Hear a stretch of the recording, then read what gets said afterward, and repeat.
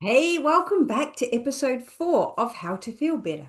I'm Liz, and you've just completed the Think framework, which means you now have the tools to help you master your mental game. Today, we're moving into plan, which is all about setting yourself up for success by making decisions before you're in the emotional heat of the moment. Here's what most people get wrong. They try to use willpower in the moment when they're tired, stressed, or triggered. But the people who succeed, they decide ahead of time what they'll do when things get hard.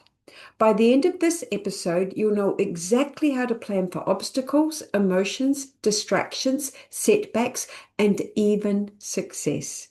You'll stop being reactive and start being intentional about everything. Let's dive into plan. Plan. Decide ahead of time. Now that you understand how to master your mental game with Think, let's move to the second part of the framework, plan.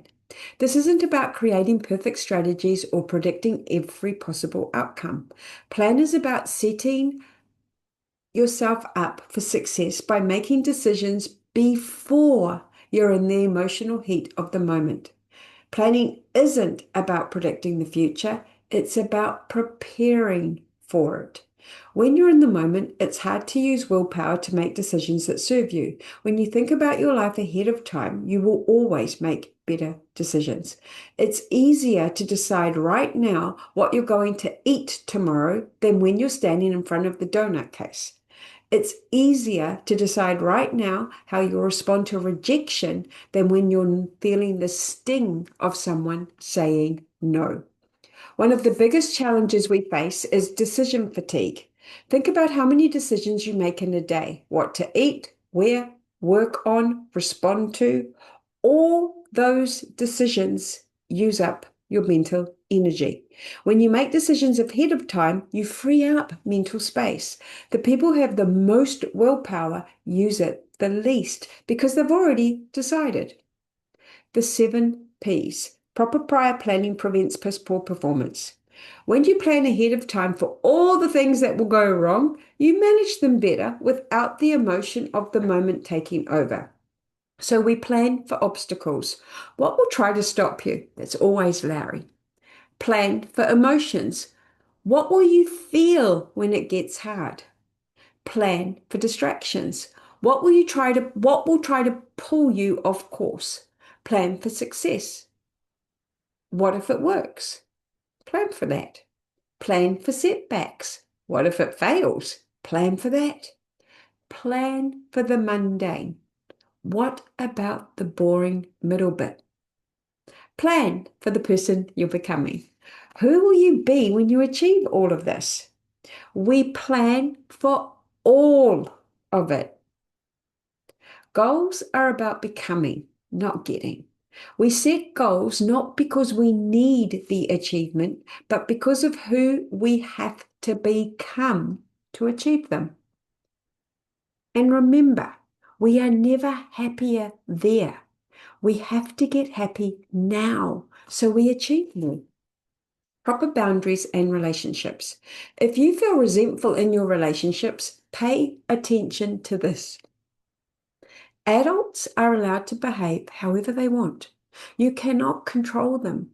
All you can do is manage yourself, manage your mind, and what you're thinking. When you let other people be who they are and manage yourself, your experience of them completely changes because you don't need them to change for you to feel better. Here's how this worked for me. Let me show you exactly how this plays out in real relationships. I used to let my partner's sleep patterns completely derail my weekends and my mood. My partner and I have very different sleep patterns. I'm an early riser. He definitely is not. For years, I'd be up at 6, ready to seize the day, and then sit there fuming until 10, 11, and just waiting for him to get up. I'd call him Rip Van Winkle, he is Dutch, and I'd act like a complete banshee by the time he emerged. Here's what I finally realized. I was trying to control his behavior to manage my emotions, and it just never worked. So I just focused on me, how I wanted to feel. And here's the funny thing. Once I stopped acting and shouting like a banshee because he was always late and calling him Rip Van Winkle, he started to get up earlier on the weekends. Funny that. Here's an example of plan in action. Vinny and the ladder. When I started with Vinny, I wanted him to do big things, move a certain way, respond a certain way, be the horse I knew he could be. But it never worked when I tried to leap ahead. It only worked when I broke it down, one cue, one boundary, one tiny step at a time. That's what builds trust and results. That's planning in action, choosing the next step, not the whole staircase. A client's overwhelm. One of my clients used to set 10 goals at once. She was always wanting to do everything. Every week she'd come back exhausted, discouraged, and were oftentimes behind. When she stripped it back to one goal with a clear plan, she not only hit it, but she felt lighter doing it. That's the power of focus. You don't need more goals. You just need to follow through on the goals you set. This is plan in action. When you decide ahead of time how you want to show up, when you set boundaries without trying to control other people, when you prepare for obstacles and emotion, everything changes. You stop being reactive and start being intentional. Planning ahead isn't perfection. It's building a ladder of small steps which you can keep climbing even when Larry shows up. Okay, back to the planning exercises in the book. So, the planning exercises, using the excuses we made in the N of the Think framework, we now get to decide in advance what we'll do. Set your intention goal. When we are starting out, we want to keep it simple. What is one goal you want to achieve? Be very specific. Why is that goal important to you? Connect it back using think. What's the time frame in which you want to achieve it? Set a realistic, measurable deadline. Anticipate ahead of time. What could go wrong? What are the obstacles, challenges, or distractions that might stop you? What emotions or thoughts might arise that could derail you?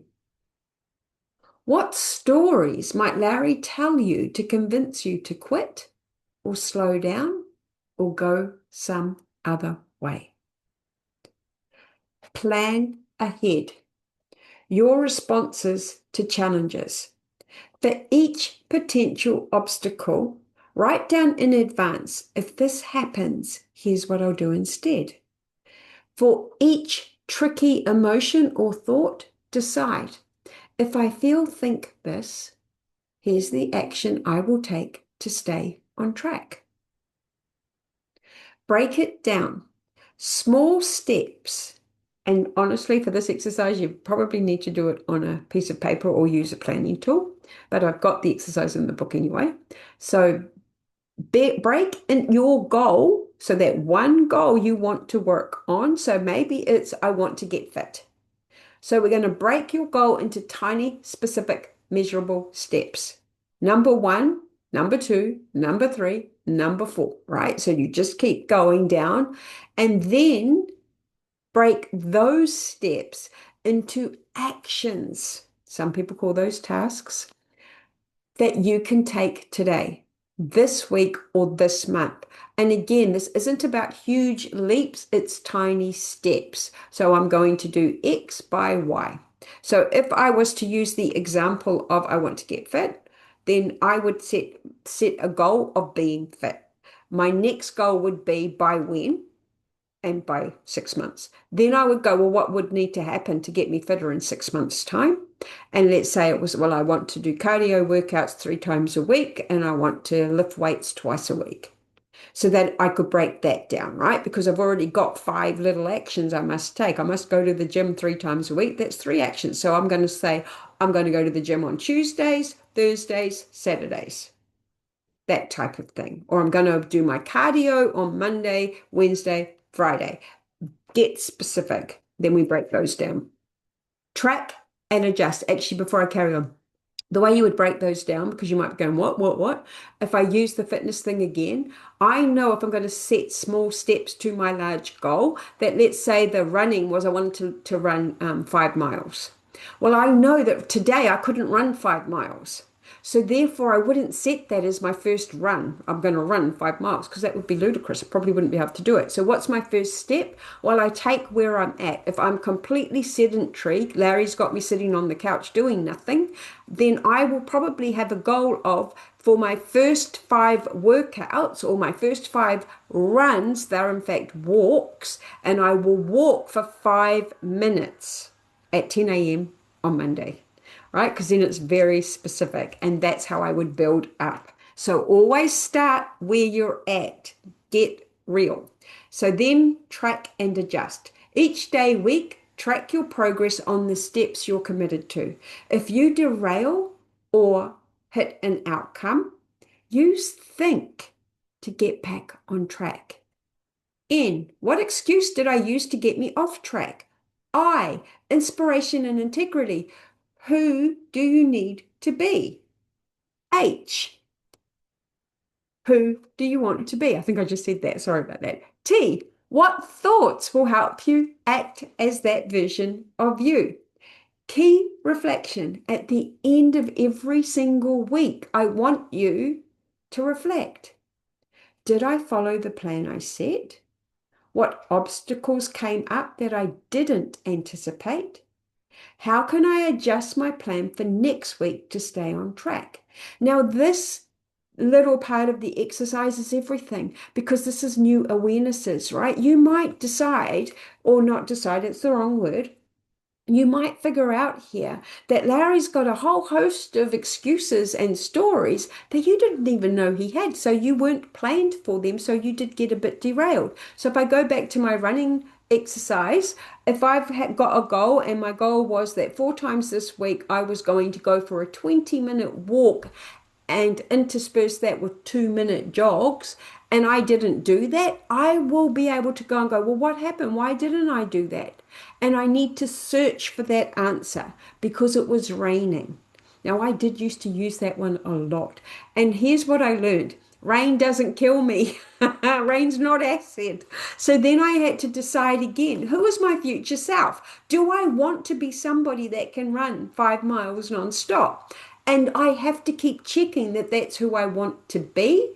And that's your desire. And usually that does not change. And that is why we use think to anchor us back to that, get our mental mastery back in place. And then we're executing using plan. But plan is just making sure you're using think. I hope that makes sense. And again, that was a bridge that's not in the booklet. That's because you're listening to me now. So now you have both think and plan working together. Mental mastery plus strategic preparation. You are no longer at the mercy of your circumstances or your emotions. You're planned ahead for all of it. In our final episode, we're covering prosper, the full mindset shift that makes everything compound. This is about choosing joy over immediate pleasure again and again and again until it becomes who you are. This is where everything you've learned starts to build on itself. So I will see you in episode 5 for the final